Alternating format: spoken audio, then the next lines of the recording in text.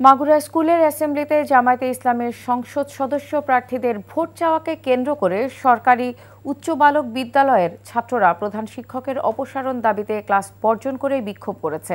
সকালে জেলা প্রশাসকের কাছে এ বিষয়ে স্কুলের প্রাক্তন ছাত্র এবং বর্তমান ছাত্ররা স্মারকলিপি প্রদান করেছে। গত 27 অক্টোবর মাগুরা সরকারি উচ্চ বালক বিদ্যালয়ের অ্যাসেম্বলিতে এক আসনের জামায়াতে ইসলামের সংসদ সদস্য প্রার্থী আব্দুল মতিন এবং 2 আসনের এমবি বাকের ছাত্রদের কাছে নিজেদের পরিচয় এবং দাড়িপাল্লা প্রতীক বিজয়ের জন্য দোয়া প্রার্থনা করেন। এই ভিডিও সোশ্যাল মিডিয়ায় ভাইরাল হওয়ায় স্কুলের প্রাক্তন এবং বর্তমান ছাত্ররা স্কুলের ভারপ্রাপ্ত প্রধান শিক্ষক মোহাম্মদ জাহিদুল ইসলামের অপসারণের দাবিতে জেলা প্রশাসকের কাছে স্মারকলিপি দিয়েছেন।